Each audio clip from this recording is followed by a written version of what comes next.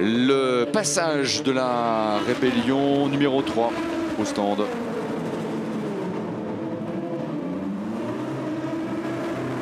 Alors comme les écarts étaient serrés entre les deux rébellions, la numéro 1 récupère la deuxième position. Mais indépendamment de la deuxième place récupérée par la numéro 1, ce qu'il faut regarder, c'est l'écart vis-à-vis de la Toyota Gazoo Racing numéro 8 en tête. Il est de 5 tours.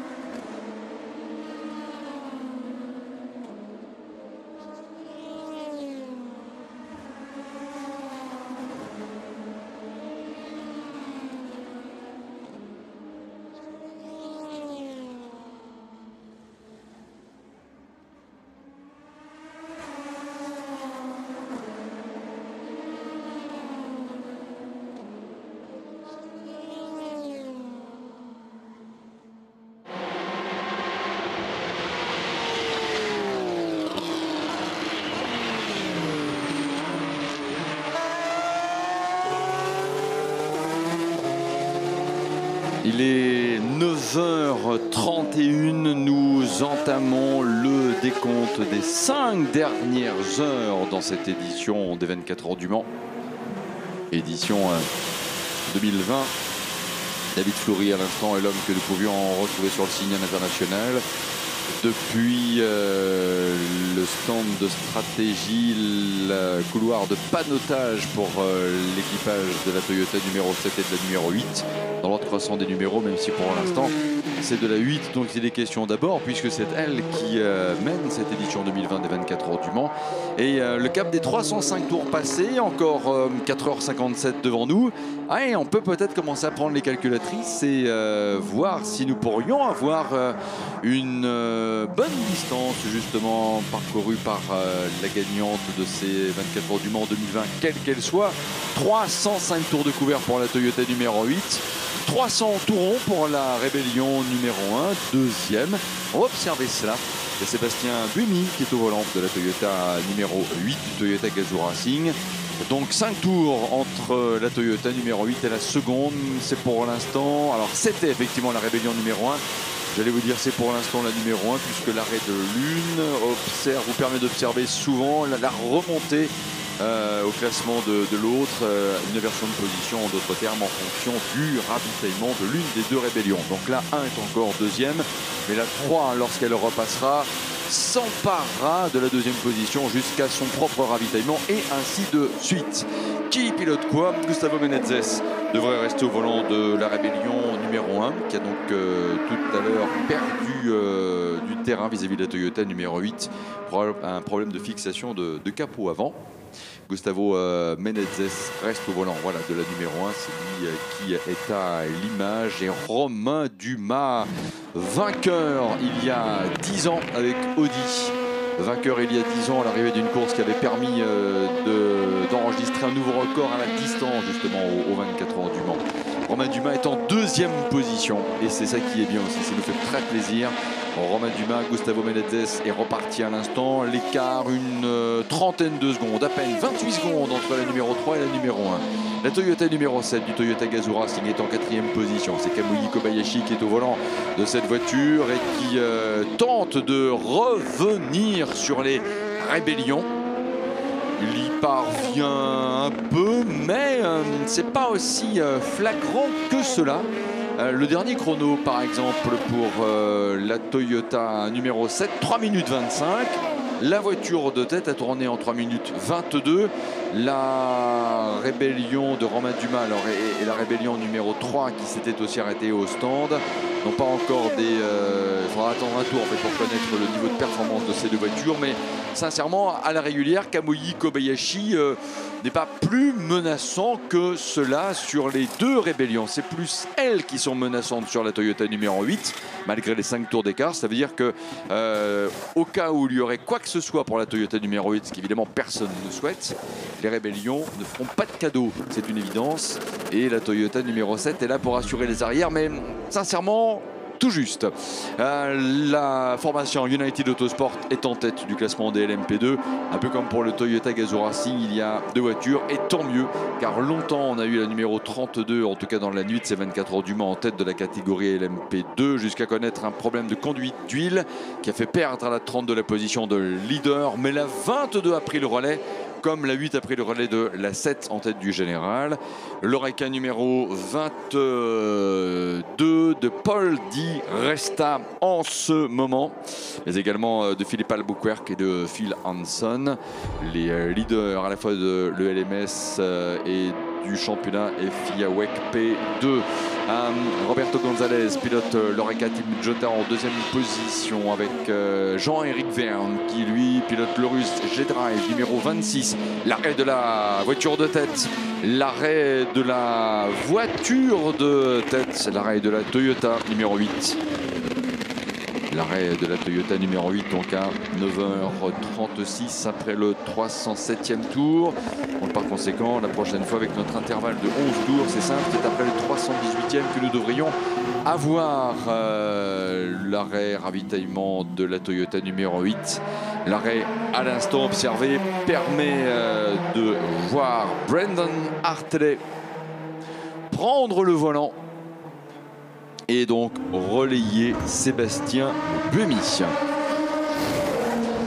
Nous étions dans le classement de l'MP2 au niveau des voitures du haut de tableau, à vous énumérer le tiercé de tête et vous préciser que Jean-Éric Vergne est en 3e position. Nicolas Jamin qui a relayé Julien Canal, volant de l'Oreca Panis Racing numéro 31. Cet équipage Panis Racing est en 4e position avec une marge d'un tour d'avance sur l'Alpine numéro 36 Signatec Alpine Elf. 10e position pour l'Oreca So24 As by Graf, arrêt ravitaillement en cours pour Vincent Capillaire. L'équipage Graf Racing devance de 2 minutes 23 le Bull Racing. Et l'Oreca numéro 42, actuellement piloté par Alexandre Coigny, mais aussi par Antonin Borga et par Nicolas Lapierre. C'est intéressant. Au niveau de l'ordre de passage des voitures, on retrouve en ce moment la Toyota numéro 8 et Brendan Hartley qui là entame son premier relais maintenant que le soleil s'est levé. Et derrière lui, eh bien on retrouve la rébellion qui là est la voiture numéro 1 pilotée par Gustavo Menezes. Donc Alexandre Coigny, disons-nous pour le coup de Racing, est en 11e position. 12e place pour la première IDEC, c'est l'Oreca IDEC Sport numéro 28. Relais en cours pour Paul Louchatin. La 13e place pour l'Oreca du Richard Mille Racing Team piloté par Sophia Flörsch en ce moment. 14e position pour l'Oreca du Algarve Pro Racing John Falb. 15e position pour la Dallara du Settila Racing avec Giorgio Serranagiotto qui devance d'1 minute 40. La deuxième Oreca du team IDEC Sport avec Patrick Pilet au volant d'une voiture donc en 16e position. Henrik Edman pour Dragon Speed et 17e. Willoven pour l'Oreca United Autosport numéro 32 est en 18e position. 19e, la Ligier Eurasia Motorsport de Nick Foster. 20e place pour l'Oreca de Fritz van Aert Racing Team Nederland, numéro 29. 21e place, c'est la place occupée par la voiture de tête du classement des GTE Pro. Il y a 5 GTE Pro qui se suivent à partir de la 21e position. Et les écarts méritent une attention particulière. L'Aston Martin qui est en tête, la numéro 97, à 1 minute 1 seconde d'avance sur la Ferrari F Corse numéro 51 d'Alessandro Pierguidi. Niki Team est en 3e position. Miguel Molina est 4e respectivement avec les Aston Martin numéro 95 et Ferrari numéro 71. 14. Mais le retour par rapport aux Aston numéro 97 et 51 est d'au moins un tour. 25e position pour la Ferrari Rizzi Competition, piloté par Jules Gounon. Le classement GTE AM avec l'Aston Martin TF Sport numéro 90, Jonathan Adam qui en ce moment a presque un tour d'avance sur la Ferrari F-Corse de François Perrodo. Il y a quasiment 3 minutes 40 entre ces deux voitures. François Perrodo deuxième avec une voiture aussi pilotée par Niklas Nilsson et par Emmanuel Collard. François Perrodo pour le relais actuellement en cours évidemment, volant cette même Ferrari, et Christian Ried qui suit François Perrodo de très peu, puisque l'écart Perrodo-Ried est de 23 secondes, et le même Christian Ried qui regarde autant dans les rétros qu'il regarde devant, et pour cause, puisque Matteo Cairoli est à 47 secondes et demie de la Porsche du Dempsey Proton Racing. Matteo Cairoli qui pilote une Porsche mais d'une formation forcément rivale, la Team Project One. Porsche Gulf Racing ensuite pour la 30e place et la 5e place du GTE AM. C'est la voiture de Michael Wainwright qui est donc en ce moment pour un relais en cours. Le Dempsey Proton Racing avec la Porsche numéro 99 de Julien Andlauer. 32e la Ferrari de Côme-le-Dogar pour le Ludwig Racing. 33e place pour la Ferrari GMW Motorsport avec Jan Magnussen en ce moment pour le relais, qui est aussi en train d'être effectué par le pilote danois. 34e le Nilsson Racing avec la Loreca numéro 24. 35e position pour la mieux placée des deux Porsche du Porsche GT Team, la numéro 91 de Jimmy Brunieri-Charlitz et de Fred Makowiecki. L'on retrouve en 36e position la Ferrari du team Iron Lynx avec Manuela Gosner, l'équipage féminin GTE AM. 37e place la Ferrari F-Corse numéro 54. 38e position pour la Aston Martin numéro 98. 39e la Ferrari Iron Lynx numéro 60. 40e la Porsche Proton Compétition numéro 78. 41e position la Porsche numéro 92 en GTE Pro. 42e la Ferrari Hub Auto Racing numéro 72. 43e la Ferrari Red Driver numéro 62. 44e la Porsche Team Project One numéro 57. 45e la Ligier Inter-Europol numéro 34. 46e la Porsche Project One numéro 89, 47e la Ferrari Iron Lynx numéro 75 et 48e position la Porsche Dempsey Proton Racing numéro 88.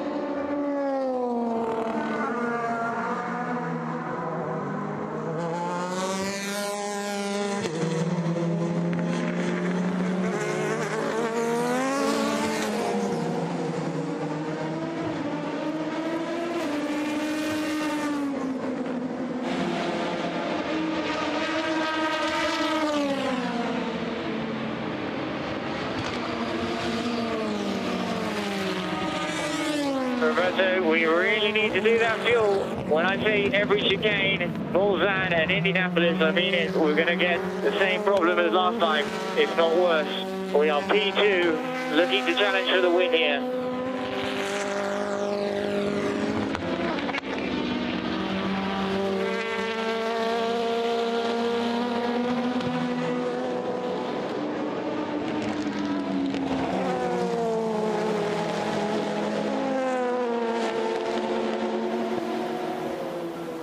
9h45, les 24 heures du Mans connaîtront leur vainqueur dans 4h45 minutes.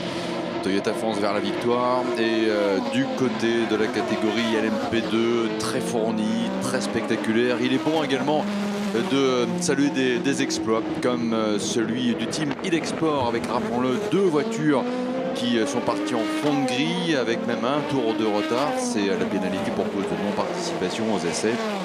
Et voilà que la numéro 17 et 16e, pilotée par l'excellent Patrick Pilet.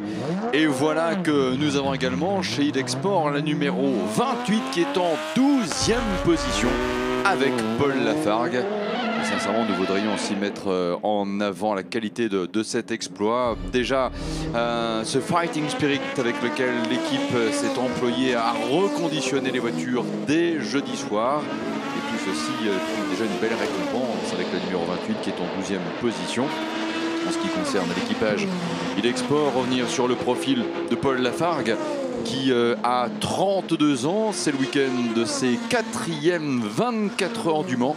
Pour un personnage qui était également, et rappelons-le, c'est important, l'un des champions en titre en ELMS LMP2, un titre d'ailleurs partagé avec Paul Louchatin qui est âgé lui de 28 ans, 6e participation ce week-end aux 24 heures du Mans. Et pour compléter le tout, Richard Bradley qui est aussi un ex-vainqueur de cette catégorie LMP2. Sa victoire remonte à l'année 2015 pour ce londonien de 29 ans. J'ai envie de dire que c'est la carte jaune également qui accompagne cette Oreca Gibson avec le numéro 28. Le team Idexport, très belle participation de ces 2 voitures. On retiendra justement cette opiniâtreté qui permet donc à la 28 d'être à maintenant moins de 5 heures de l'arrivée, la 28 d'être 12e et donc la 17 en 16e position. Et c'est pas fini.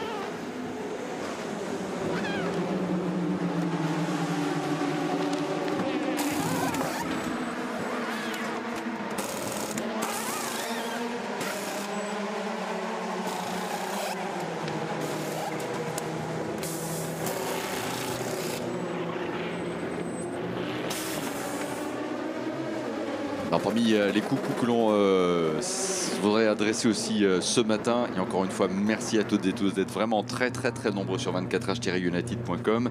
Je m'autorise à saluer le président du conseil départemental de la Sarthe, voilà, Dominique Lemener, qui nous envoyait un petit mot à l'instant pour dire qu'il est resté lui aussi en mode connexion 24 heures du Mans et ne changez rien, vous êtes très nombreux partout en France et plus que cela, et franchement nous en sommes ravis.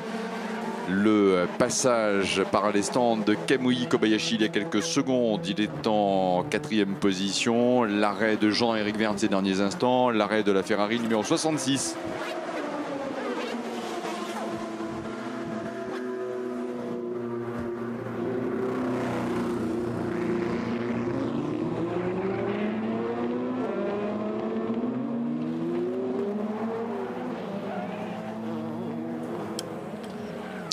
Chez Idexport, Patrick Pilet, arrêt de la numéro 17 à l'instant terminé. Patrick Pilet repart. Nick De Vries également pour l'Oreca du Racing Team Nederland, mais bon, qui n'est pas à la place que l'équipe espérait atteindre en arrivant ici en Sarthe. Nick De Vries et le Racing Team Nederland en 22e position. Arrêt pour Alexandre Cornu avec le Cool Racing numéro 42. Arrêt également chez Ready Competition de la Ferrari de Jules Gounon. Est-ce que Jules est resté au volant ou y a-t-il eu un changement de pilote? Nous allons le vérifier dans une poignée de secondes. voiture devrait pouvoir repartir. Des stands qui voient l'arrêt de la race Etiler. On a également sur les écrans géants en ce moment une sélection de photos de personnes qui se sont comme ça ainsi mises en scène tout en continuant de suivre les 24 heures du Mans là où elles sont. Voilà. C'est sympa. C'est plein de messages de ce genre que vous avez eu la gentillesse de nous envoyer et on en profite donc aussi en ce moment pour aller revoir tous ces messages et merci encore une fois de l'avoir fait. Des mises en scène avec des écrans ordinateurs, des salons télé, il y a des mugs, il y a des boissons d'orange et ainsi de suite.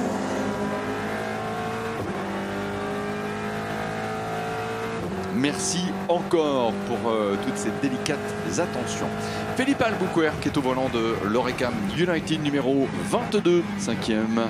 Jean-Éric Vergne est au volant de l'Aurus numéro 26, 3e. Alexandre Coigny est resté au volant de l'Oreca Cool Racing 42, son numéro 7e P2, 11e du général. Patrick Pilet donc pour Red Export, 16e. Renger van der Zandt pour le Dragon Speed USA numéro 27, 17e. Jules Gounon finalement est resté au volant de la Ferrari Redi Competition. Ah attention, on est en train de ravitailler la porte numéro 77. Ah oui exact, voilà. Si on avait pris le temps de manœuvrer cette voiture, c'est parce que la 99 voisine de stand est arrivée en même temps et qu'il ne fallait pas que les équipes se gênent. L'arrêt de l'Alpine de Thomas Laurent, revenu 5e des LMP2. Ah, la fuite d'eau de début de course va alimenter bien des regrets pour Alpine quand on voit que la voiture est à la 5e place. Bon, avec cependant par rapport à la voiture de tête des LMP2 un retard de 3 tours, on pourrait se dire s'il n'y avait pas eu ceci, mais c'est ça aussi la course de 24 heures du Mans. Les scénarios refaits avec des scies a même plutôt enclenché la marche arrière que d'aller de l'avant. Et là effectivement c'est ce qu'il faut faire pour Signatec Alpine.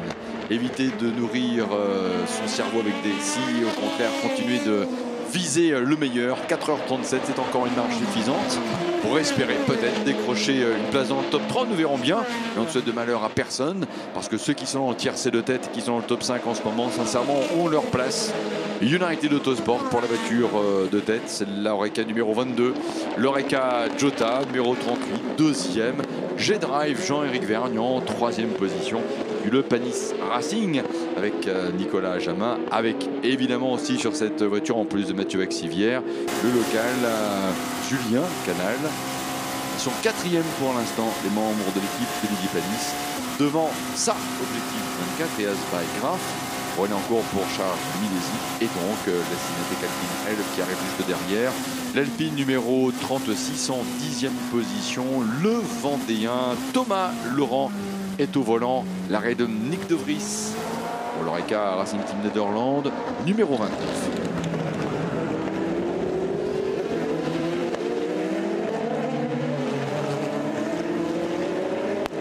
Regardons si avec le jour revenu, on va toujours aussi vite dans les Naudières. Je pense que oui. Et regardons quels sont les records de vitesse. Voici, mesdames et messieurs, le top speed module. Et on commence par la catégorie LMP1 en retrouvant justement Bruno Senna et la rébellion numéro 1 qui est allé jusqu'à 347 km/h. Waouh, c'est toujours Nick Foster qui, avec la Ligier Eurasia, 338 km/h à record en P2. Jules Gounon, tiens, pour la Ferrari Redi Competition, 305 km/h, voyez-vous cela. Et 300 combien pour Giancarlo Fisichella? 303 pour la plus haute vitesse décrochée en GTEM par la Ferrari numéro 54 et Giancarlo Fisichella. C'était le top speed avec module.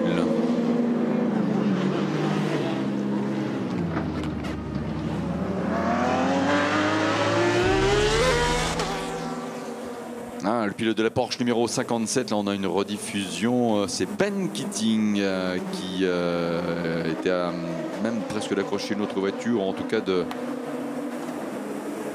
faire un jeu de portière contre portière à haut risque dans le franchissement de la chicane du raccordement, qui se voit en plus infliger un drapeau avertissement pour dépassement abusif de la limite de course. Donc attention Ben Keating. la direction de course vous surveille. En l'occurrence, c'est ça le message.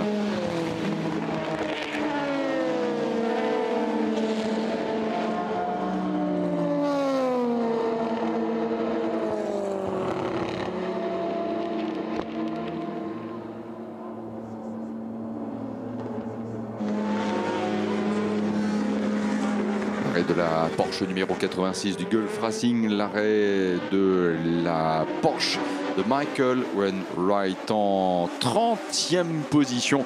On a ressorti de son stand la voiture du Racing Team Nederland de numéro 29. Phares allumées, moteur et action pour une Oreca malheureusement loin dans le classement, puisqu'elle est, rappelons-le, en 22e position. Alors que, n'y aurait-il pas eu, voilà, l'arrêt à l'instant de l'Oreca numéro 38. C'est Jean-Éric Vergne qui devrait pouvoir hériter maintenant de la 2e position du classement des LMP2. L'arrêt de l'Oreca Goodyear Team Jota numéro 38.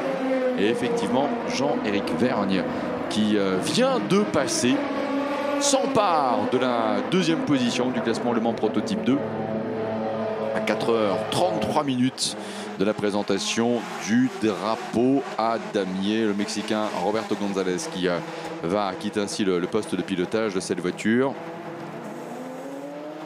Et des pilotes en question. Si Roberto González, cette défaite de la voiture, c'est pour laisser place à D'Acosta, Antonio Félix D'Acosta, le pilote portugais qui dispute ses 24 heures du Mans pour la première fois en prototype en LMP2, alors qu'il était pilote officiel BMW l'année dernière. Il y aura un malus de 30 secondes pour infraction de manœuvre au niveau des stands pour la numéro 78 lors de son prochain passage. C'est la Porsche Proton Competition du team Proton Competition, donc, mais surtout de Horst Felber May Junior, qui est le pilote en ce moment en piste, qui n'est pas forcément à l'origine de cette entre guillemets infraction par rapport à une manœuvre dont on n'a pas le détail et observé à l'occasion d'un précédent ou du précédent passage par les stands de la Porsche numéro 78, mais il n'empêche, à l'occasion de son prochain ravitaillement, il y aura une immobilisation pénalisante forcément de 30 secondes une fois toutes les interventions terminées ou effectuées autour de la Porsche 78 pour son ravitaillement, avant donc qu'elle ne reprenne la piste.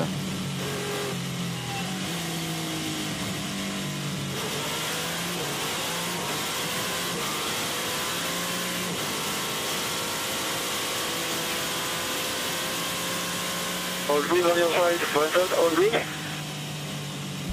All good. I think we're going to jump the stairs off, all good. I just have the same as what I think the car feels. Yeah, it's safe, very safe. Just too much on the stairs. Okay, copy. Easy with it.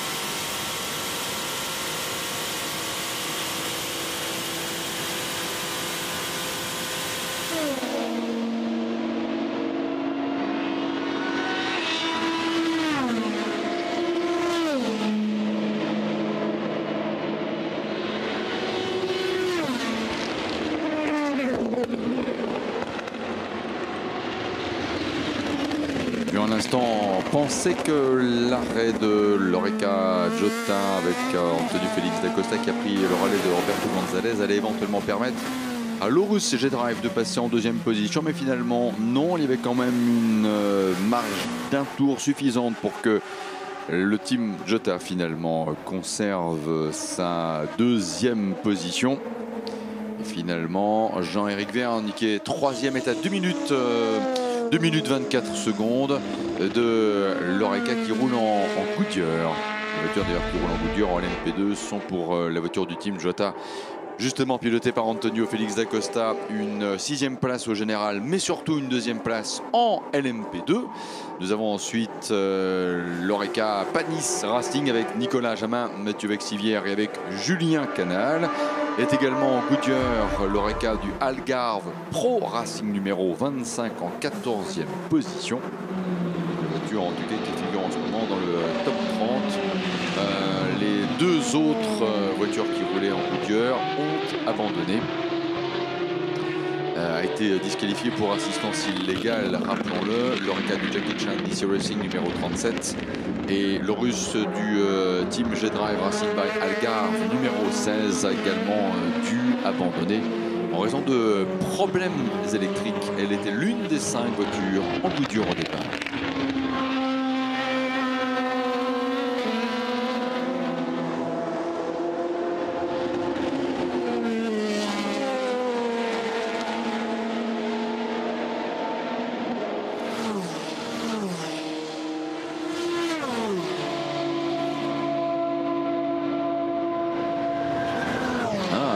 Numéro 7, Kamui Kobayashi a coupé la chicane, signalent les commissaires. La voiture est repartie. Kamui Kobayashi cut the chicanes, Dunlop chicane, but rejoins. No problem for the Japanese man with the number 7 Toyota in 4th position.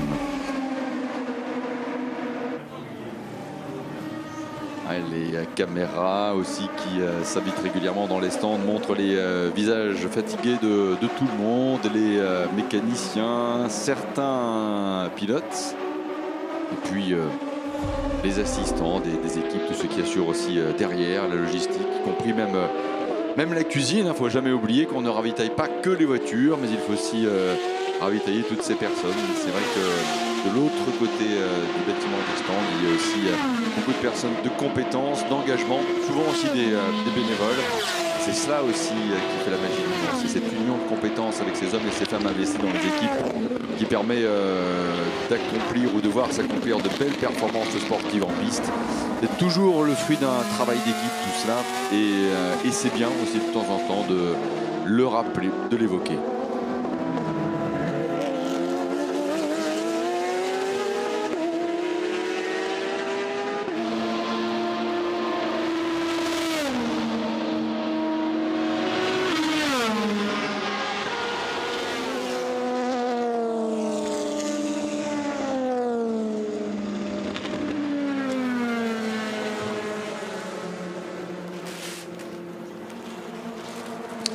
Et 3 minutes, 4h26 avant la présentation du drapeau à damier. La Toyota numéro 8 a bouclé 314 tours.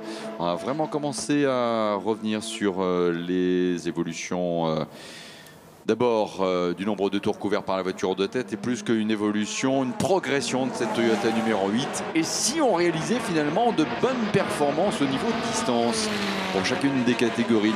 C'est peut-être ce qui commence à se dessiner dans certains esprits, essayer de battre des records à la distance. Nous verrons bien ce qu'il en sera d'ici à la présentation du drapeau damier. 4h25, les ravitaillements en cours, l'Oreca United Autosport numéro 32, l'arrêt de l'Aston Martin numéro 97 en GTE Pro qui permet à la Ferrari numéro 51 de passer en tête.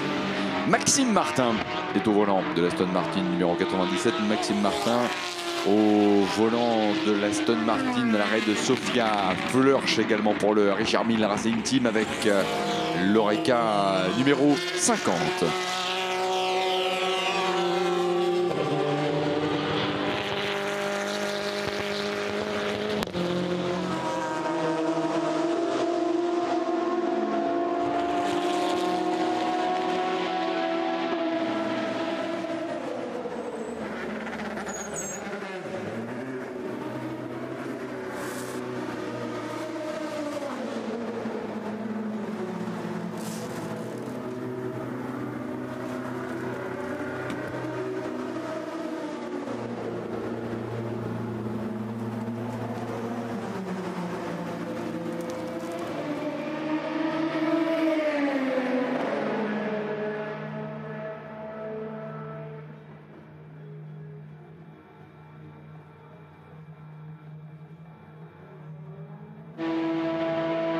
les fameux records à la distance. Justement, quels sont-ils?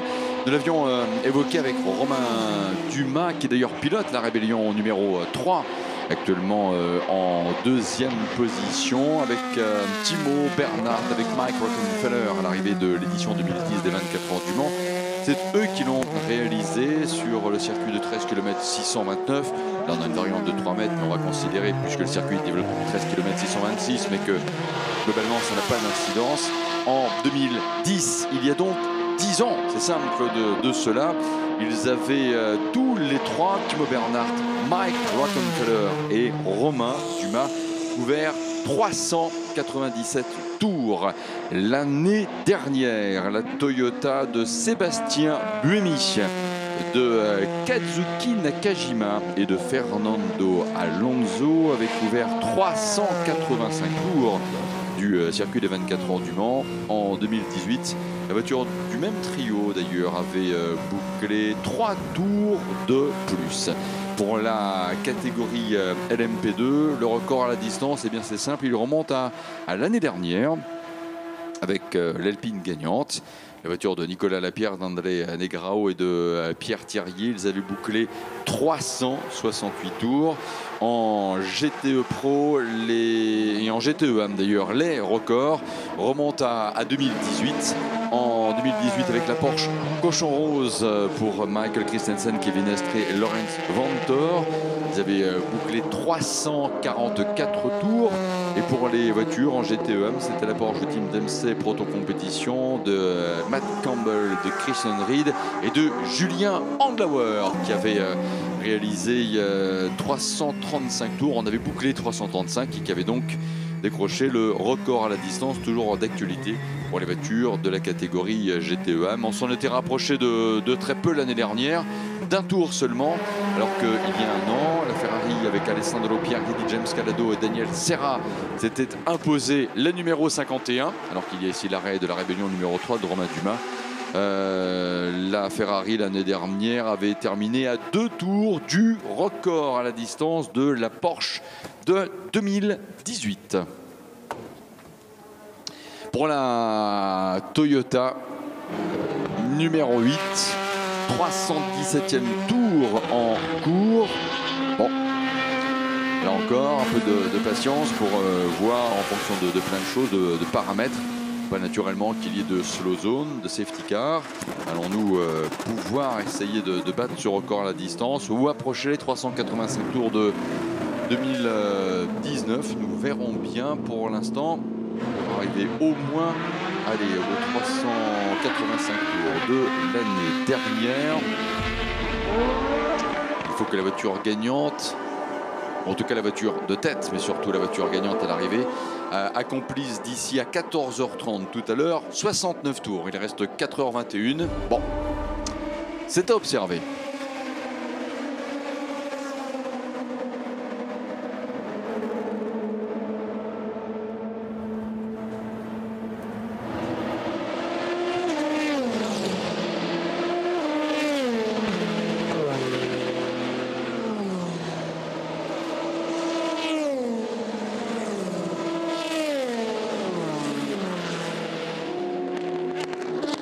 I have the Liver Dragon Spiritual. I am so base. Sorry. Copy. Do what you can. Copy. Do what you can. We're trying to find a solution for the next stop. Copy.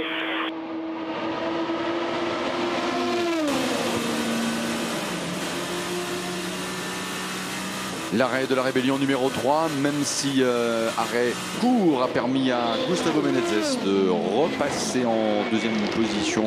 Romain Dumas est resté au volant de la Rébellion numéro 3.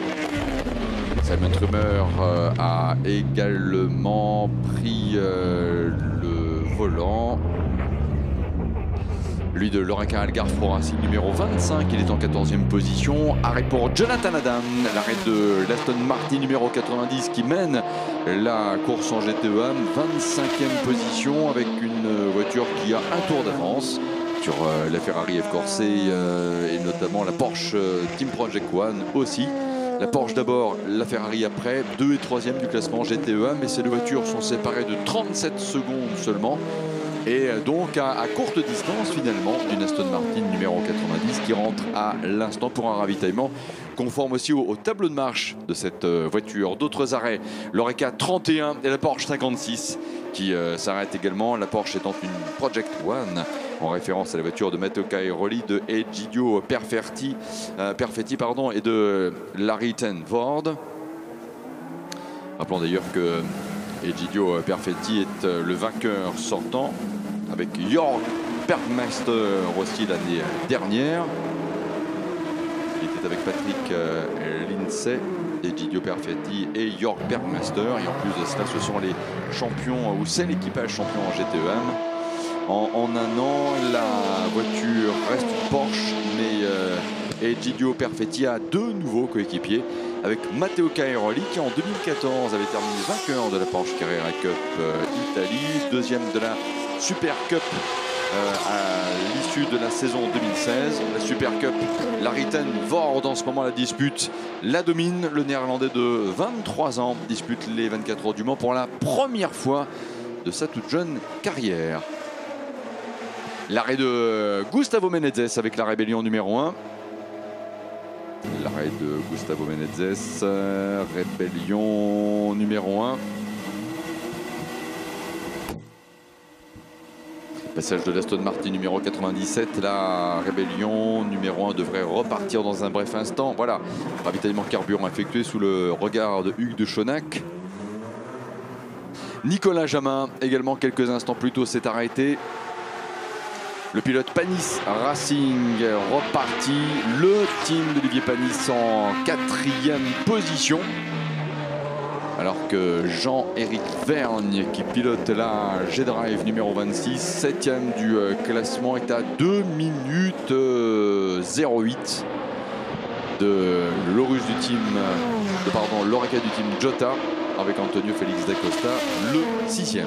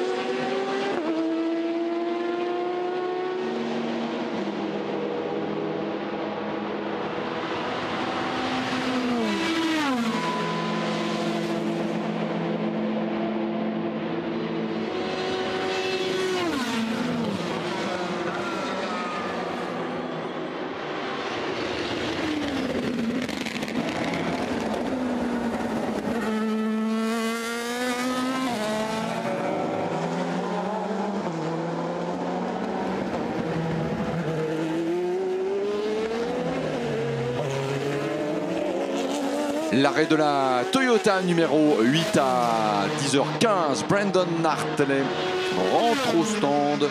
318 tours de couvert. Et oui, le dernier arrêt était à 9h36. Nous étions avec 307 tours plus 11. On est bien à 318 tours pour la Toyota de la voiture de tête ou de l'équipage de tête. Brandon Hartley, Sébastien Buemi, Keisuke Nakajima, Brandon Hartley qui a été vainqueur ici avec Porsche en 2017, double champion du monde FIA WEC à l'issue des saisons 2015 et 2017. Et voilà, on a remis ce qu'il faut dans le réservoir et la voiture repart pour la Toyota numéro 8, 319e tour en cours. La formation United Autosport en tête en ce moment dans le classement des LMP2. Philippe Albuquerque, pilote l'Oreca numéro 22, rappelons-le, en tête des LMP2, avec 1 minute 57 d'avance sur l'Oreca Jota Goodyear d'Antonio Félix d'Acosta, qui lui-même a 2 minutes 5 d'avance sur le Russe de Jean-Éric Vergne Michelin. Engagé cette voiture sur les couleurs du G-Drive Racing. AF Corse, Aston Martin pour les deux équipes qui visent la victoire en GTE Pro. L'écart, alors que c'est l'Aston Martin qui, avec l'arrêt de la Ferrari numéro 51 à l'instant, fait finalement l'Aston Martin reprend la tête. Il n'y a plus réellement d'écart à vous communiquer. Il faut attendre que la Ferrari termine son ravitaillement pour vous le préciser. Aston Martin reprend le leadership dans cette catégorie GTE Pro et la Ferrari qui repart. La Ferrari qui repart, Alessandro Pierguidi était au volant. Alors que la deuxième Aston Martin à 95 et 23e, la Ferrari AF Corse 71, la voiture sœur, est 4e de ce classement.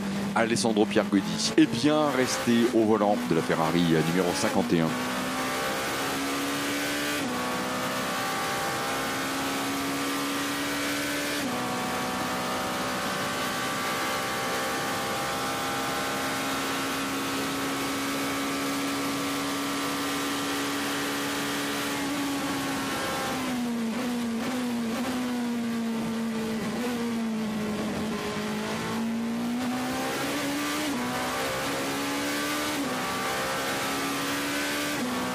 Yes, can you go real wild on brake bias? Can you go real wild on brake bias to save the front brakes? Yeah, is temperature okay? Temperature is okay? Yes, you can go real wild. Temperatures are okay. You just need to remove some energy from the front. Go real wild, brake bias, please.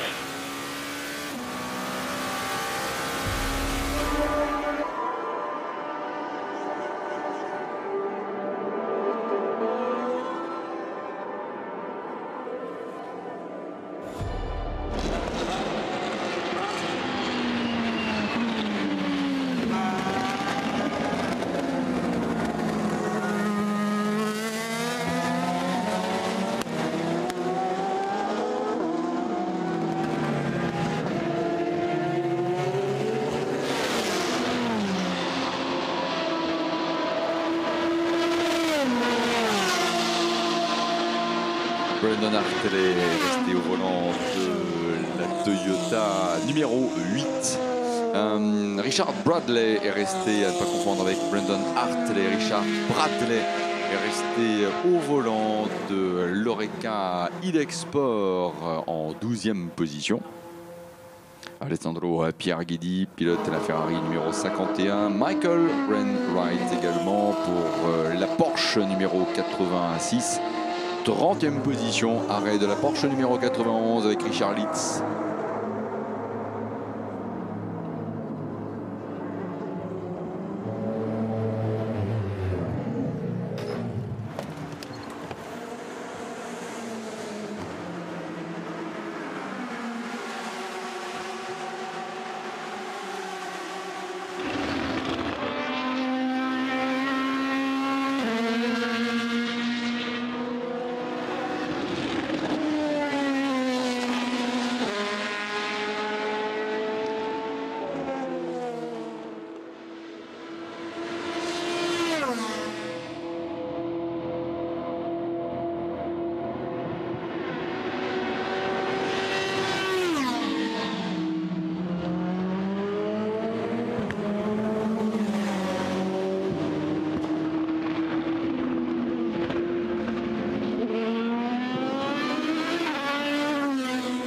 « 10h20 et les rythmes restent toujours élevés. Oh, voilà que d'un seul coup, 3 pilotes réalisent leur chrono record sur ces 24 heures du Mans.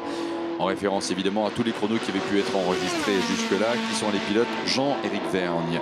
Est avec le Russe G-Drive numéro 26, il réalise à l'instant un tour en 3 minutes 28 secondes et 856 millième. Il est 7e du classement général, mais il est surtout 3e.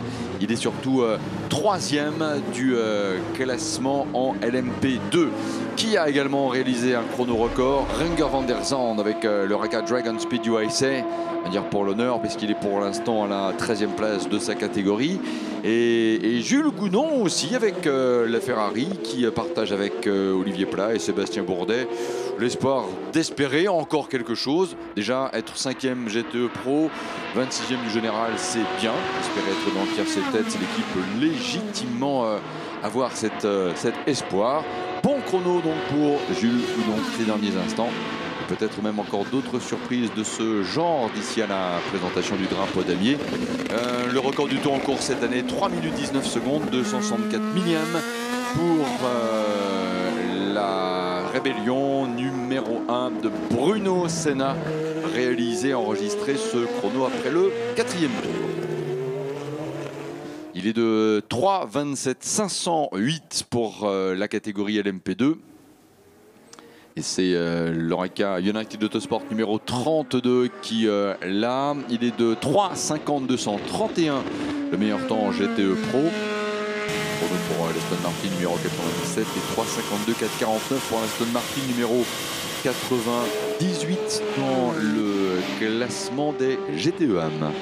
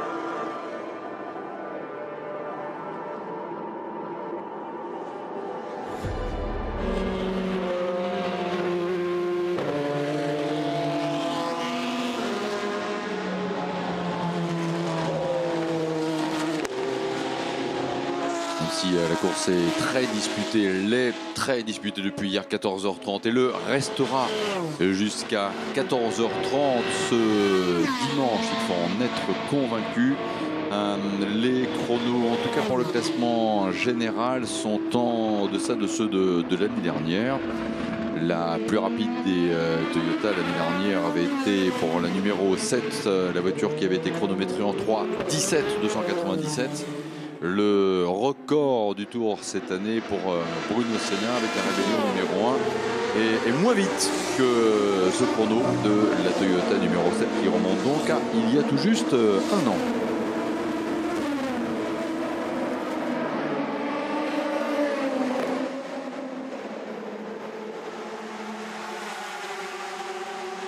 C'est vrai qu'il faut rappeler que la Toyota a été lestée en entre-temps. Les records du tour en course sont pour les voitures de l'année dernière. Mike Conway qui avait tourné en 3,17 297 en LMP2. Nathanaël Berton l'année dernière avait tourné en 3,27 200. On est en 3,27 508 cette année. En GTE Pro on était en 3,49 448. On est au-dessus des 3 minutes 50. Et en GTE AM nous étions en 3,52 567. Ah, il y a quand même une catégorie pour laquelle on a battu le record du tour en course comparé à l'année dernière. C'est la catégorie GTE AM avec le chrono de l'Aston Martin numéro 98, 3 minutes 52 secondes 449 millièmes contre 3,52 567 il y a un an. L'arrêt de la Toyota numéro 7, Kamui Kobayashi. L'arrêt de Jean-Éric Vergne, en tout cas chez G-Drive, de l'Orus numéro 26. Pendant que nous regardions les tablettes, je n'ai pas eu le temps de voir s'il y avait eu changement de pilote pour l'Orus numéro 26. Je ne pense pas que ce soit le cas. On va le vérifier tout de suite, mais à mon humble avis, Jean-Éric Vergne est resté au volant de l'Orus. Oui, c'est bel et bien le cas. Philippe Albuquerque, juste avant, s'est aussi arrêté avec l'Oreca du United Autosport, team numéro 22. qui est donc la voiture de tête des LMP2. En 19h55 minutes de course, la première LMP2 a concédé 14 tours à la Toyota de tête. Et à titre indicatif, vraiment, la voiture de tête en GTE Pro a couvert 34 tours de moins que la même Toyota Leader. La première GTE Pro, avec un déficit de 34 tours entre une GTE Pro et une LMP1, la première GTE Pro et l'Aston Martin numéro 97.